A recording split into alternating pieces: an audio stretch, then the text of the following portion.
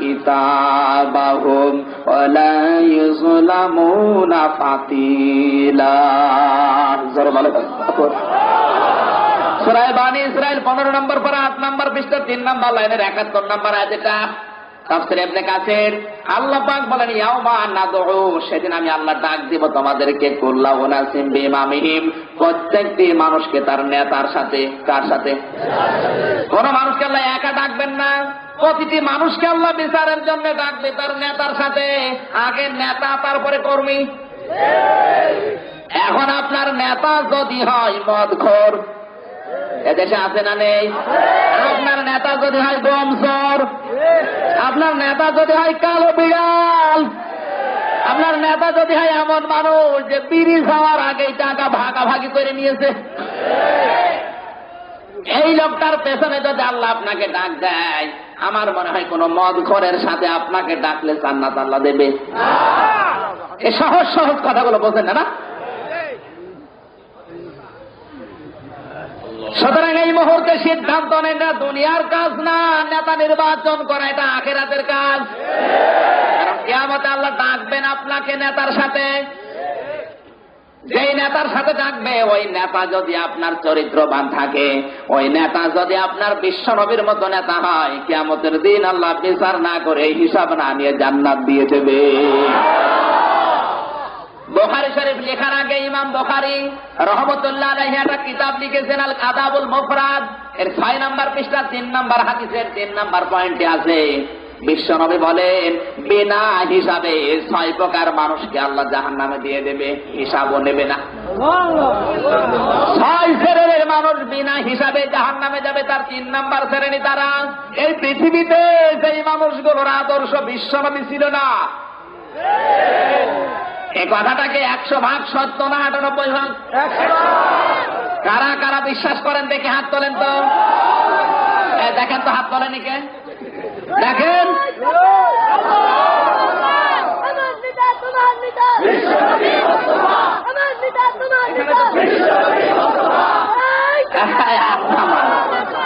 হাত তোলা তোলা না, এবার তোলাচ্ছে আপনাদের হাত। হাত যারা তুললেন এবার কান লাগান। নবীর হাদিস আগে না আপনি আগে? হাদিস আগে রাখতে হবে, কারণ মৃত্যুর পরে কিন্তু আপনি আর আপনি নেই। আপনার নামও পাল্টিয়ে যাবে, আপনার লাশ ও নাম হয়ে যাবে লাশ। সুতরাং আপনার অস্তিত্ব এখন বিলিয়ে দেন। এই মুহূর্তে নবীর হাদিস যারা বললেন 100% সত্য, সত্য কথা বলবো। রাগ করবেন না তো? রাগ করলে আমার উপর না করে এই হাদিসটা কেটে বাদ দিয়ে দেন। বুখারী শরীফ লেখার আগে ইমাম বুখারী লিখেছেন যেমন তেমন কিতাব না, আর যেমন তেমন মানুষও না। এই হাদিসগুলো লেখার আগে 2 রাকাত করে নামাজ পড়তেন, আগে যায় নামাজে ঘুমিয়ে যেতেন। বিশ্বনবী স্বপ্নে এসে বলতেন বুখারী হাদিসটা লিখো, তারপরে লিখতেন। যেমন তেমন লোক না। এজন্য কান লাগান, 100% সত্য যারা বিশ্বাস করলেন, যদিও আমার গায়েও লাগতে পারে আমি তাও বলবো।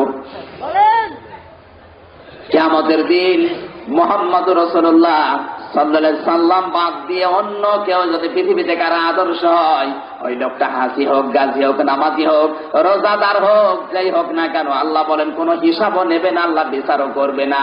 বিনা হিসাবে বিনা বিচারে আল্লাহ তারে বলবে তুই জাহান্নামী। হাদিসটার সত্য প্রমাণ করার জন্য আমি একটা হাদিস বলছি, কান লাগান। নবীজি বলেছেন এই পৃথিবীতে আমি ইন্তেকালের পরে কিয়ামত পর্যন্ত যদি মুসা নবী আসে, হযরত ঈসা নবী আসে, মুসলিম শরীফের হাদিসে এই 2টা নবীর নাম আছে। এই 2টা নবী যদি পৃথিবীতে আসে আর আমার আদর্শ বাদ দিয়ে কোন মানুষ যদি হযরতে মুসা নবীকে গ্রহণ করে, হযরত ঈসার আদর্শ মেনে নেয়, আমি বিশ্ব নবী বলছি আল্লাহ পাক ওই লোকটাকে জাহান্নামে দেবে। কারণ লাকাদ কানা লাকুম ফি রাসূলিল্লাহি উসওয়াতুন হাসানা, উসওয়াতুন হাসানা হিসাবে পৃথিবীতে কাউকে মেনে নেওয়া জায়েজ নেই। উসওয়াতুন হাসানা হিসাবে শুধু মানা যায় বিশ্ব নবী মুহাম্মদুর রাসূলুল্লাহকে। এটাকে বানিয়ে বললাম। সূরা আযাব 21 নম্বর পারা 19 নম্বর পৃষ্ঠা 13 নম্বর লাইনের 21 নম্বর আয়াত। এটা কান লাগিয়ে আপনি মিলিয়ে বাড়িতে যে মিলিয়ে দেখেন, উসওয়াতুন হাসানা কোন পীর না, উসওয়াতুন হাসানা, এই পৃথিবীতে কোন নবী না, উসওয়াতুন হাসানা হচ্ছে বিশ্ব নবী মুহাম্মদ রাসূলুল্লাহ। সুতরাং মুসা নবীর মতো সলিলুল কদর নবী, যেই নবী আল্লাহর সাথে কথা বলতেন, এত বড় পাওয়ার ছিল হযরত মুসা নবীর, আল্লাহকে মাঝে মাঝে প্রশ্ন করে উল্টা পাল্টা করে ফেলতেন। আল্লাহকে ডাকতে বলে, রব্বুল আলামিন তুমি কি ঘুমাও না? বলে না। না ঘুমিয়ে তুমি পারো কিভাবে? তুমি যে বললে না তাখুযুহু সিনাতুন ওয়ালা নাওম, তুমি নাকি ঘুমাও না? আল্লাহ বলেন, হ্যাঁ আমি তো ঘুমাই না।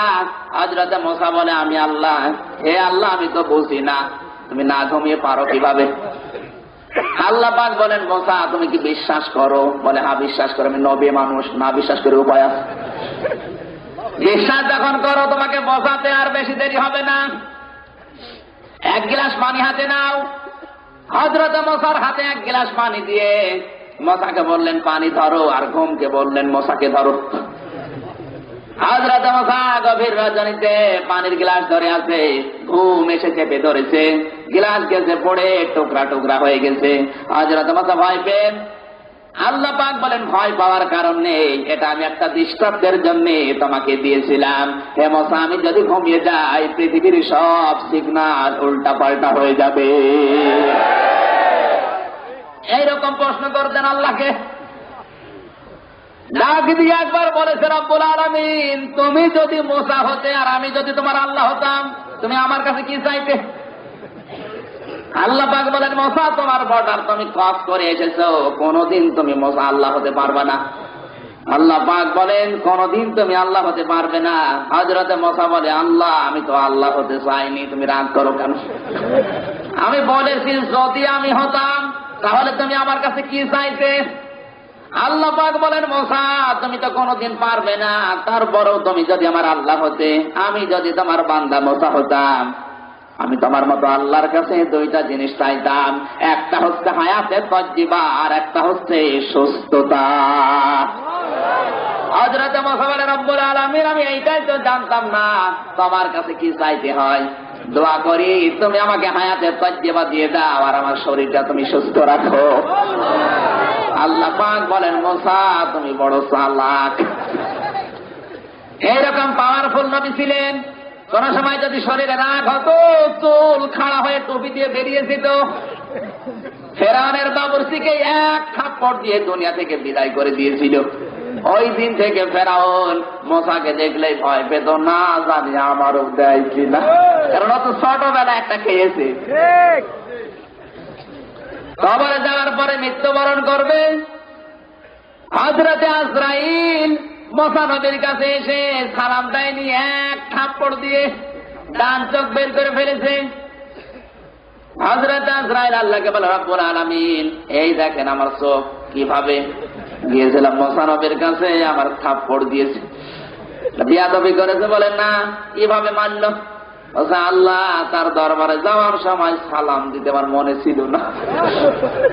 আল্লাহ পাক বলে, আজরাইল তোমার জীবন বেঁচে আছে এই ভালো, মুসা তো আমারে ছাড়ে না। এত বড় পাওয়ারফুল নবী। আমি যেটা বোঝাতে চাচ্ছি, আল্লাহর সাথে যিনি কথা বলে কালিমুল্লাহ, যার নাম দিয়েছে আল্লাহ, এই নবীর আদর্শ যদি এখন মেনে নিলে জাহান্নামে যাওয়া লাগে, তাহলে বিশ্ব নবীর চাইতে মুসা নবীর চাইতে আপনার বাবার আদর্শ কি বড় হয়ে গেল? আপনার স্বামীর আদর্শ কি বড় হয়ে গেল? এর সাত চাচার আদর্শ কি বড় হয়ে গেল? এরপরও যদি না বোঝেন, এর নাম ভালো লাগবে। সুতরাং কোন দল করেন আমি জানি না, এটা কিন্তু দুনিয়ার বিষয় না, এটা আখিরাতের বিষয়। আমি বারবার এই বিষয়টা বোঝাচ্ছি এই জন্যে, এখন যদি মারা যান এখনই আপনাকে আল্লাহ ডাক দেবে আপনার নেতার সাথে। এমন নেতার সাথে যদি ডাক দেয় যে নেতার কোনো দাড়ি নেই, শুধু মোষ। এই কথা বলে না কেন? মোষ দেখলে মনে হয় বিড়াল। এই নেতার সাথে যদি আপনি মনে হয় বাংলাদেশে কোনো বাবা স্বামী চাচার খাওয়া নেই, এরপরও যদি না বোঝেন এখানে আসেন, আপনাকে বল ধরে কোদাল দিয়ে বোঝাচ্ছি। হাদিস বললাম, যারা সাইয়্যিদিনা পড়ছেন, কিসের সাইয়্যিদিনা? এদিকে মিলাদ মাহফিলে মসজিদে বসে ইয়া নবী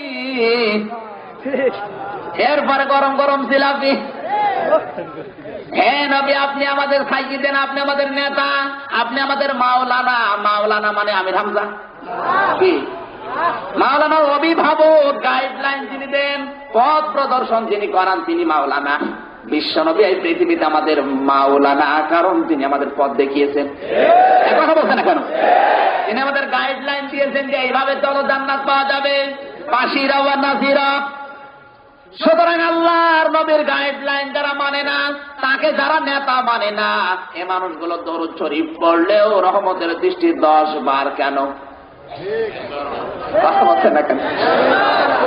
এইরকম নিয়ত নিয়ে যারা দরদ পড়লাম, এ মাহফিলকে এখন কোথায়? মাথার উপরেও যাচ্ছে না। এই জন্য আমাদের উচিত সেই দল করি কোরআনের স্বার্থে, হাদিসের সাথে সব এই মুহূর্তে ভুলে যাওয়া। কথা বলুন, সব ভুলে গেছেন তো? গেছেন। এবার আসেন আজকের আলোচনার বিষয়, ইমানের অগ্নি পরীক্ষা। এবার যদি কিছু ঢালা যায় তাহলে ঢুকবে, কারণ এখানে তার কোনো অন্য নবীর কিছু নেই, অন্য কোন নেতা নেত্রীর কিছু আছে? সব নবীর উম্মত নবীকে নেতা মেনে নিয়েছে। এই দেখে বিশ্ব নবী ছাড়া অন্য কাউকে মানবেন না, কার হাত তোলেন? লিল্লাহি তাকবীর। আমার নেতা তোমার নেতা, আমার নেতা তোমার নেতা, বিশ্বনবী মুস্তাফা।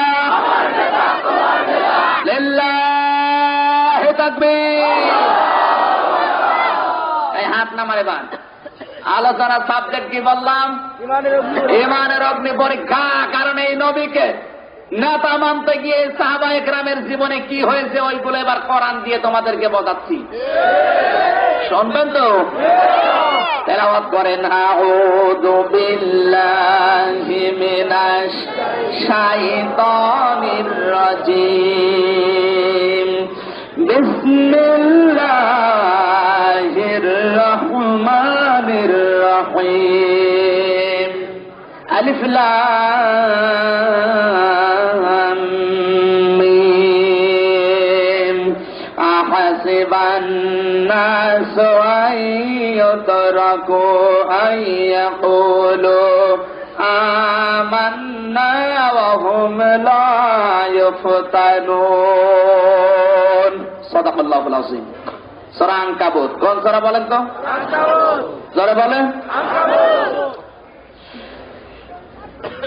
69টা আয়াত আছে। আল্লাহ পাকে এই সূরার ভিতরে দিয়েছেন 7টা রুকুতে শেষ করেছেন। পয়লা নাম্বার রুকুর 2টা আয়াত আমরা তেলাওয়াত করেছি। একটা হচ্ছে হরফে মুকাত্তাত আলিফ লাম মিম। কিয়ামত হয়ে যাবে, এই আয়াতের অর্থ গবেষণা করে কেউ বের করতে পারবে? এটার অর্থ জানে কে?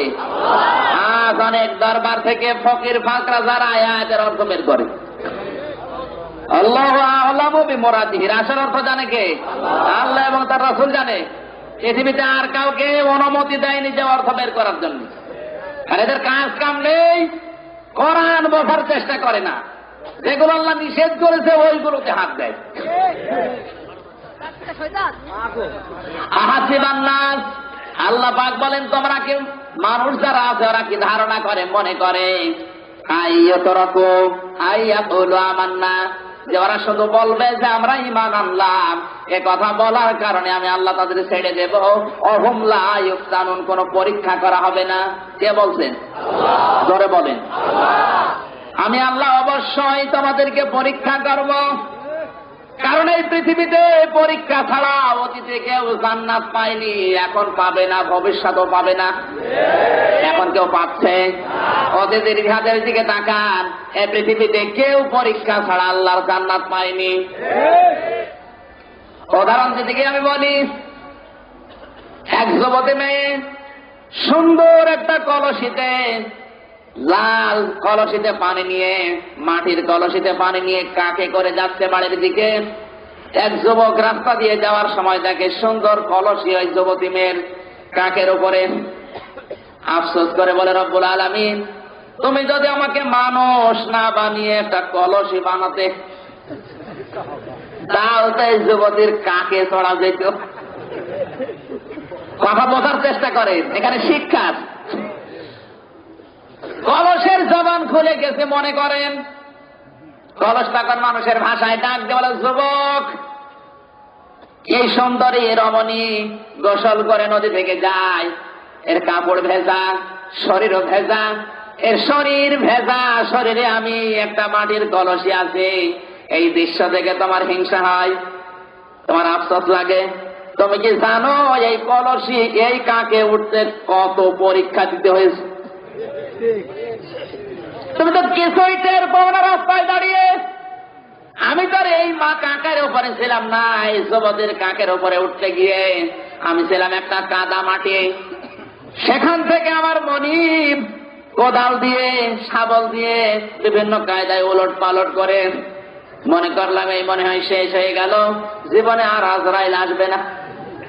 কিছুক্ষণ পরে দেখি পানি দিয়ে কয়েকদিন পোষাতে দিল। 7 দিন একাধারে পচতে আরম্ভ করলাম, মনে করলাম জীবনের পরে ঝড় শেষ। 7 দিন পরে মালিক এসে ওইটা আবার কোদাল দিয়ে ওলট পালট করে, পা দিয়ে ছানা দেয়, আমার মাজা হাড় সব উল্টা পাল্টা হয়ে গেছে। মনে করলাম আল্লাহ, জীবন মনে হয় গেল গেল, আর থাকবে না। এরপরেই শেষ না, আমাকে নিয়ে গেল কোমরের কাছে, সুন্দর করে ঘোরায় আর নিজের মন মতো করে তৈরি করে। কতবার যে আমি ভেঙেছি, আমার কত বন্ধু আমার সামনে জীবন দিয়েছে, এ পর্যন্ত আসতে পারে নাই। অনেকেই শেষ হয়ে দুনিয়া থেকে বিদায় নিয়েছে, এই কলসি পর্যন্ত উঠতে পারে নাই। আমি একবার 2বার না, কয়েকবার ভাঙ্গার পরে এ পর্যন্ত তৈরি হয়েছে। মনে করলাম হাড়গোড় যখন শেষ হয়ে গেল, আর মনে হয় সামনে পরীক্ষা নেই। কিছুদিন পরে দেখি ওগুলো রোদের উপরে দিয়েছে শোকাতে। সূর্যের এই বিশাল তাপ প্রতাপে আমার শরীর পোড়া গরম হয়ে যায়। একেবারে ঠনঠনে আওয়াজ যখন আমার ভেতর থেকে বের হয়, তখন মনে করলাম আর মনে হয় কোনো জায়গায় দেবে না। এরপরে দেখি জাহান্নামের আগুনের ভেতরে আমার দিল। জাহান্নামের আগুনের ভেতরে দেওয়ার পরে একাধারে 3-4 দিন জ্বালান আরম্ভ করেছে, লাল টকটকে হয়ে গেছে। মনে করলাম আর মনে হয় কোনো জায়গায় দেবে না। ওখান থেকে বের করে মালিক আমাকে কান ধরে উঁচু করে কয়েকটা থাপ্পড় দিল। 1টা 2টা না, 4-5টা থাপ্পড় দিয়ে দেখে যে আমি আসলে ঠিক আছি কিনা। অনেক বন্ধুকে থাপ্পড় দিয়েছে, অনেক বন্ধু দুনিয়া থেকে বিদায় নিয়েছে, কিন্তু আমি এখনো টিকে আছি। এরপরে চুল কান দিয়ে, রং দিয়ে, সাদা কালো লাল দিয়ে আমাকে দড়াকাটা করে সুন্দর করে বানিয়ে বাজারে বিক্রি করে, যেই লোকটা নিয়ে কেনার জন্য, বিক্রি করার জন্য, বিক্রিত মাল কেনার জন্য এসেছে, এ পর্যন্তই না, আমাকে ওই লোকটাও নিয়ে কান ধরে থাপ্পড় দেয়, বাঁশ দিয়ে দেখ আমি ঠিক আছি কিনা। এ পর্যন্তই না, বাড়িতে নিয়ে গেল, তার মেয়ের কাছে দিল, মেয়ে গোসল করতে এসেছে। এরপরে আমি এই যুবতী মেয়ের কোলের উপরে, তুমি রাস্তায় দাঁড়িয়ে আন্দাজে ধারণা করো যে কোলে ওঠা খুব সহজ। একটা যুবতী মেয়ের কোলের উপরে ওঠা যদি এত কষ্ট হয়ে থাকে, ওই যুবতী মেয়ের কাকের চাইতে, কোলের চাইতে আমার আল্লাহর বানানো জান্নাতের দাম কি গো। বিশ্বনবী এই জন্য বলেছেন, দুনিয়া সিজনুল মুমিনি ওয়া জান্নাতুল কাফির। পৃথিবীর জমিন হচ্ছে মুমিনদের জন্য জেলখানার মতো, আর কাফের যারা ওদের জন্য জাহান্নামের মতো। কাফের যারা ওদের জন্য বেহেশতখানার মতো। জেলখানার বেহেশতের পার্থক্য কি? জেলখানায় কোন মানুষ যদি একবার যায়, পরবর্তীতে আবার যেতে চায় না। জেলখানায় যত আরাম থাক না কেন, মানুষ কিন্তু থাকতে চায় না, চিন্তা করে আল্লাহ আমি কখন বের হব। খালেদা জিয়া 16 দিন অবরুদ্ধ আছে, সবকিছু তার কাছে পৌঁছানো হয়, এরপরেও কিন্তু তার মন ভালো নেই। কথা বললেন না কেন? কারণ আটকা থাকা মানুষের ভালো লাগে না। আমি যতবার জেলে গেছি, কোনদিন আমার জেলখানায় ভালো লাগেনি, কারণ আটকা। খালি মনে হয় যে কখন বের হব, কখন বের হব। এই পৃথিবী যদি মুমিনদের জন্য জেলখানা হয়, আমার মনে হয় নবীর হাদিস অনুযায়ী মুমিন কোনদিন দুনিয়ায় টিকে থাকার জন্য চেষ্টা করে না। মুমিনের কাজ হবে কিভাবে দুনিয়া থেকে বিদায় নিয়ে মহান আল্লাহর সাথে সাক্ষাৎ করা যায়। এই জন্য এত জেল জরিমানা অত্যাচার নির্যাতন, 6 বছর ঘরে মাথা দিতে পারে না। অনেক যুবক বাংলাদেশে আছে 6 বছর স্ত্রীর কাছেও থাকতে পারে নাই। আমি মানিয়ে বললাম, ফরিদপুরে হয়তো নেই। এদেশের অবস্থা এত কঠিন হয়ে দাঁড়িয়েছে, এরপরেও মানুষ ইমানটা রক্ষা করার জন্য আজও কোনো অনেক ইমানদার আছে মাথা নত করে না। ওরা জানে যে জীবন যাবে, রক্ত যাবে, জীবনটা যাওয়ার পরে আমার মহান আল্লাহর সাথে সাক্ষাৎ হবে। কোরআনে কারীম এদের জীবন সম্পর্কে ঘোষণা দিয়েছে, ওয়ামিনান নাসি মাইয়াশরুনা ফিসাহুবতিগা মারদাতিল্লাহ আল্লাহু রাউফুম বিল ইবাদ। জোরে বলেন আল্লাহু আকবার। এই কথা বোঝার চেষ্টা করেন। বাংলাদেশের পরিবেশ, বাংলাদেশের পরিস্থিতি কিন্তু সাহাবায়ে কেরামের জীবনের মতো তৈরি হয়ে গেছে। এখন যদি আমরা ওই ত্যাগ তিতিক্ষা কোরবানি দিতে পারি, ইমানের এই অগ্নি পরীক্ষায় টিকে থাকতে পারি, হযরতে খাব্বাবের মতো আল্লাহ জান্নাত দিয়ে দেবে। অনেক মানুষ এমন আছে, সূরা বাকারা 2 নম্বর পারা 11 নম্বর পৃষ্ঠা 4 নম্বর লাইনে 207 নম্বর আয়াতে আল্লাহ পাক বলেন, অনেক মানুষ এমন আছে, এই মানুষগুলো শুধু আল্লাহর মহব্বতে, আল্লাহর ভালোবাসায় উদ্বুদ্ধ হয়ে নিজের জীবন পর্যন্ত দিয়ে দেয়। এই মানুষগুলোর উপরে আমার আল্লাহ অতি দয়ালু। সরে বলেন সুবহানাল্লাহ। আমরা যদিও যত উল্টা পাল্টা ধারণা করি না কেন, আশেপাশে নাম দিয়ে তাদের ঘৃণা করি না কেন, জীবন দিয়ে দিচ্ছে আব্দুল কাদের মোল্লা, এরপরেও পিছু হটে না।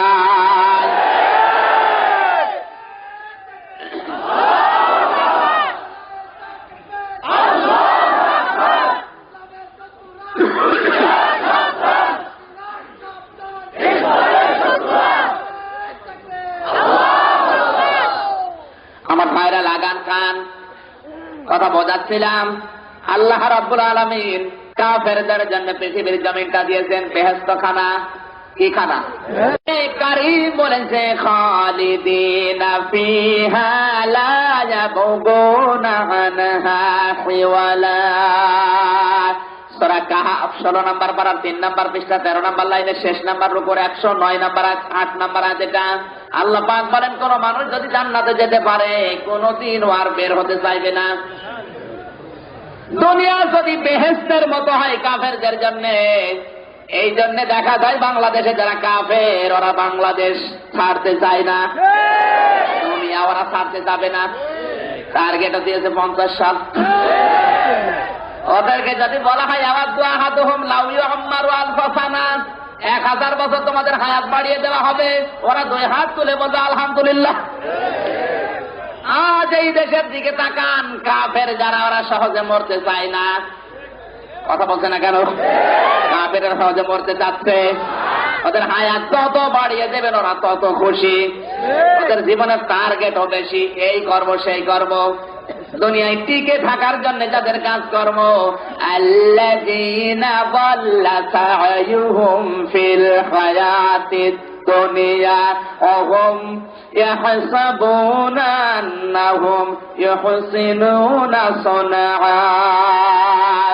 সূরা কাহফের 104 নম্বর আয়াত আল্লাহ পাক বলেন, যারা কাফের তাদের কাজ হচ্ছে দুনিয়ায় টিকে থাকার জন্য, তাদের নির্বাচন দুনিয়ায় টিকে থাকার জন্য। কথা বলছে না কেন? যা করে তারা লোক দেখানোর জন্য করে, আর বলে যে আমরাই ভালো পথে আছি। অহুম ইয়াহসাবুনা আন্নাহুম ইউহসিনুনা সুনআ, ওরা ধারণা করে যে আমরা এই দেশের পক্ষে, আর বাকিগুলো সব রাজাকার। মনে করছে না? ওরা মনে করছে আমরা এই দেশের স্বাধীনতা অর্জন করেছি, আমরা এই দেশের পক্ষে, আর বাকিগুলো সব স্বাধীনতার দুশমন। এই জন্য 8 বছরের ছেলেকে ওরা রাজাকার মানিয়ে ফাঁসি দিয়ে দিচ্ছে। চেতনায় রাজাকার। আর ওনার 5 বছরের ছেলে চেতনায় মুক্তিযুদ্ধ। শয়তানি আর রাজব কোথায়? ওদের কাজ যা দুনিয়ায় সব টিকে থাকার জন্যই করবে। কিভাবে পৃথিবীতে টিকে থাকা যায় যা করবে মানুষ দেখানোর জন্য করে দেয়। নির্বাচন একটা দিয়েছে, লোক দেখানোর জন্য দিয়েছে। কথা বললে না কেন? নির্বাচন বলা যায় মানুষ দেখানোর জন্য একটা দিয়েছে, হয় হোক না হয় না। না ভোটে 153 জন তো হয়েছে, মানুষ তো দেখেছে নাকি? ধরে বলে সুবহানাল্লাহ। মানুষের এই গণতান্ত্রিক অধিকার যারা নষ্ট করেছে, মানুষের এই ভোটের অধিকার যারা বন্ধ করে দিয়েছে, কোরআনের ভাষায় আমরুহুম শুরা বাইনাহুম আয়াত অনুযায়ী ওরা হচ্ছে জালেম। কথা বলেন না কেন? মানুষের অধিকার যারা নষ্ট করে দেয়, মানুষের হক যারা মেরে খায়, ওরা হচ্ছে জালেম। সুতরাং বাংলাদেশে যে নির্বাচন হয়েছে, এই নির্বাচন অনুযায়ী আমার মনে হয় এই আয়াত প্রমাণ করে দেশে এখন জালেম, কোন সন্দেহ নেই। যদি আপনি প্রমাণ নিতে চান, সূরা নাহালের কাছে যান, সূরা নামল 19 নম্বর পারা 18 নম্বর পৃষ্ঠা 9 নম্বর লাইনে 34 নম্বর আয়াতকে জিজ্ঞাসা করেন, এই বাংলাদেশে এখন আলেম ক্ষমতায় আছে না জালেম?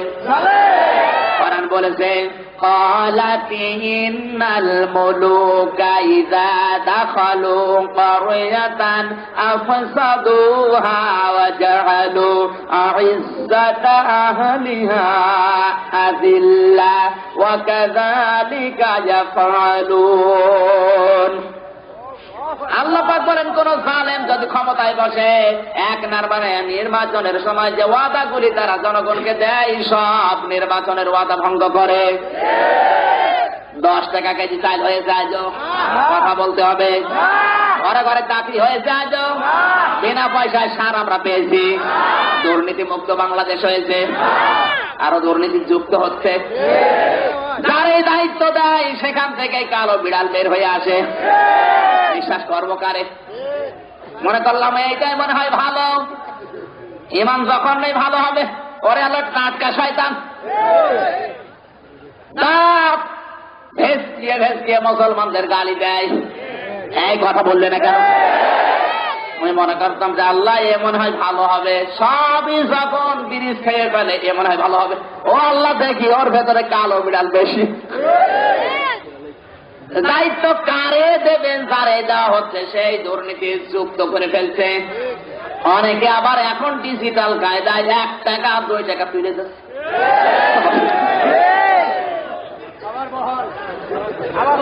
4,500 কোটি টাকা, তার কাছে টাকা মনে হয় না, 1 টাকা 2 টাকা টাকা মনে হয়। 1 টাকা 2 টাকা যদি উঠে যায়, আমরা ভ্যান ভাড়া দেবো কি দিয়ে? এই না বোঝা ভান করে আছেন কারা? হাত করুন। আমার ভাইরা কান লাগান, যে কথাটা বলছিলাম, নির্বাচনের সময় যতগুলো ওয়াদা তারা দেবে, জালেম যারা হবে তারা সব ভঙ্গ করবে। 2 নম্বরে ওই দেশে ইজ্জত আহলিহা জিল্লাহ, সম্মানিত মানুষদেরকে তারা অসম্মান করবে, অপদস্থ করবে, আর উল্টা পাল্টা কেস কাম দিয়ে তারা ছেলে নিয়ে যাবে। এই আয়াতটার সাথে বাংলাদেশ মিলান তো হচ্ছে না? হচ্ছে না। অনেকে আছে এলাকায় সভাপতি হয়ে আছে, সেক্রেটারি, চিন্তা করে কোন কাজ যখন নেই, এলাকায় যারা নামাজ রোজা করে ওদের নামে কেস দিয়ে ধরিয়ে দিই। আমার একটা ক্ষমতা আছে, মানুষ দেখবে। আল্লাহওয়ালা মানুষ নামাজ পড়ে কিছু বোঝে না, আন্দাজে বলে রাজাকার ছিল, এর বাবা ছিল রাজাকারের, ধরো। এই দেশে আছে না নেই? যদি নাই থাকবে তা আমার নামে দিয়েছে কেন? বাচ্চা রাজাকার বলেন। আমার বাবারও জন্ম সময় হয়নি। আমার জন্ম তারিখ 92 সাল, 28/10/92 সালে আমার জন্ম। আমার বাবার বয়স খুব বেশি হলো 42 বছর, যুদ্ধ হয়েছে 43 বছর। এক কথা বলছে না কেন?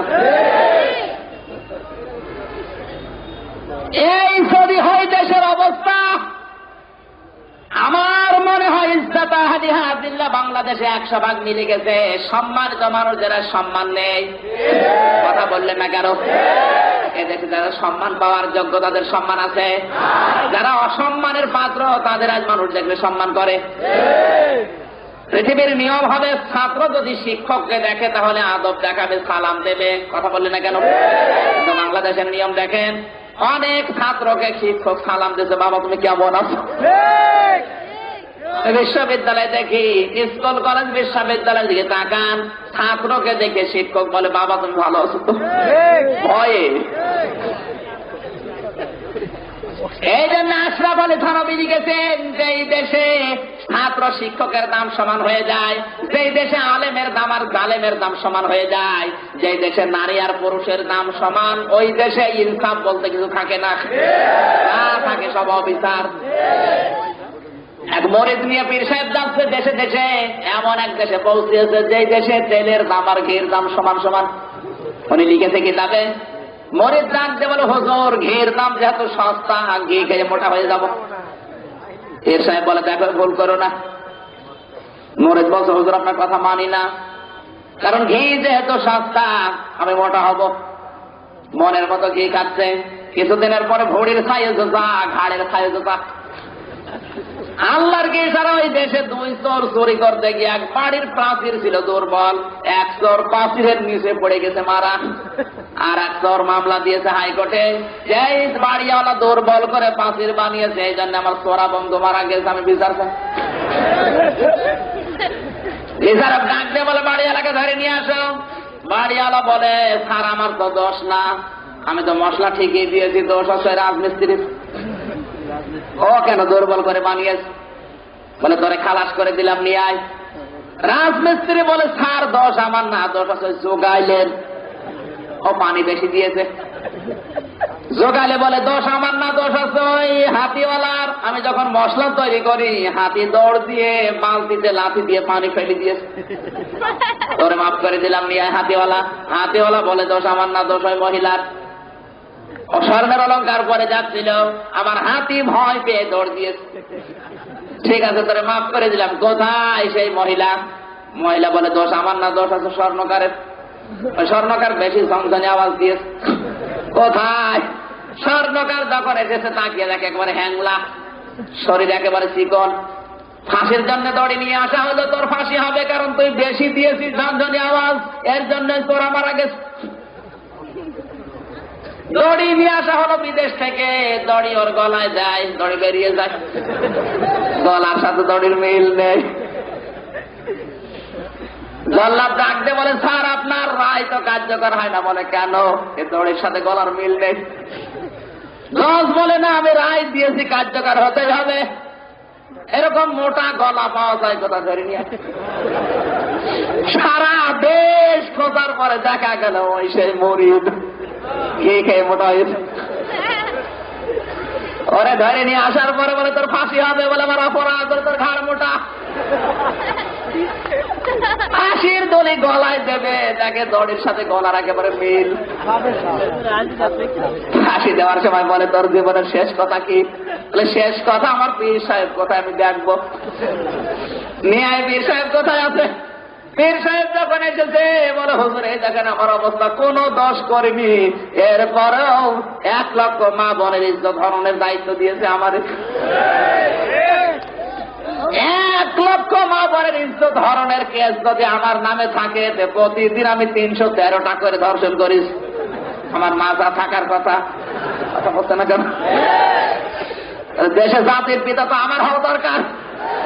কথা বলেন না, জাতির পিতা তো আমার হওয়া দরকার। আমি 313টা করে প্রতিদিন মেরিস, আমার দেয় না দিয়ে জনের। আপনি আমার বিচার করেন। বলে দেখ তোর ফাঁসি আমি বাঁচিয়ে দেব, বুদ্ধি আছে। তোকে যখন ফাঁসি দেবে আমি কান্নাকাটি করবো যে আমার মুরিদকে ছেড়ে দেন, ফাঁসি আমার দেন। তুই বলবি না আমার পীর সাহেবকে ছেড়ে দেন, আমার দেন, বাকি কি হয় আমি দেখবো। ফাঁসি যখন দেবে পীর সাহেব বলেন না আমার মুরিদকে বাঁচিয়ে দেন, আমারে ফাঁসি দেন। মুরিদ বলে না আমার পীর সাহেব বেঁচে থাকে, আমারে দেন। জল্লাদ চিন্তা করেন আমি দেবো কারে।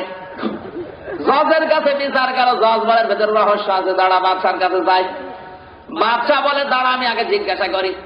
বলে হুজুর আপনি কেন মরতে চান? আপনার তো দোষ নেই, দোষ আপনার মুরিদের, ওর গলা মোটা, ও 50 বছর কোরআনের তাফসীর করেছে, এইটাই দোষ। ডাক দিয়ে বলে আমি কেন এই দড়ি গলায় নিতে চাই বলবো না। বলে হুজুর বলতে হবে আপনাকে।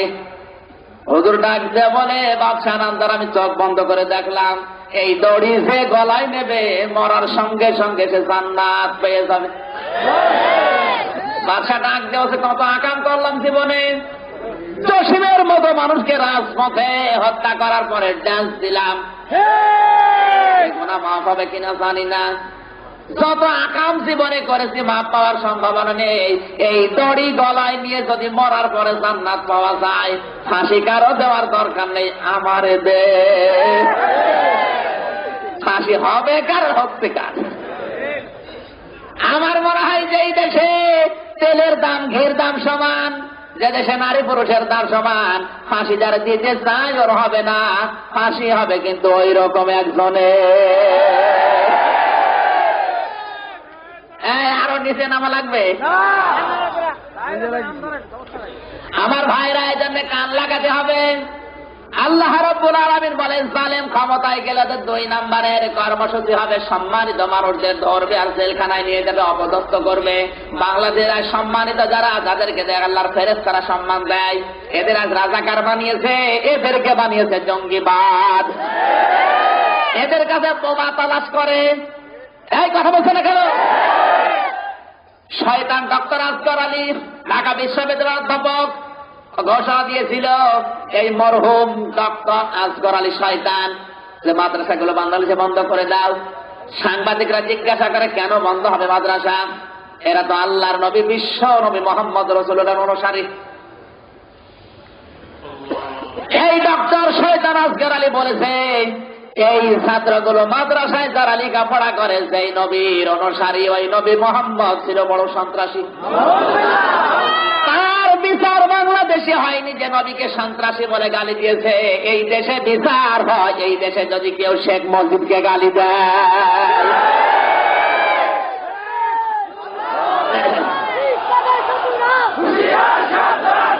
আমার ভাইরা, এই জন্য আমরা কিসের মুসলমানের দাবি করছি, কিসের হাসি? হাসি যদি আমরা দাবি করি, মুসলমান দাবি করি, আমার কাছে আল্লাহ রসুল আগে থাকবে। কথা বললেন না কেন? এই মুহূর্তে বাংলাদেশের সংসদে প্রধানমন্ত্রীর কাছে আমরা আহ্বান জানাই, আপনিও মুসলমানের সন্তান, এই মুহূর্তে সংসদ ভবনে আইন পাস করেন, বিশ্বনবীকে কেউ যদি গালিগালাজ করে তার ফাঁসি দেওয়া অপরিহার্য। কথা বলেন, দেখিত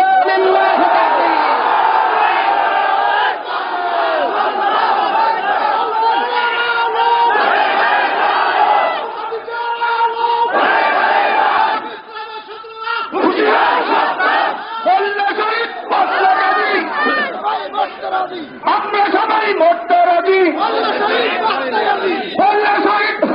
রাজি, ইসলামের শত্রুরা হুঁশিয়ার সাবধান, কোরআনের আলো সংসদে আলো, আল কোরআনের আলো,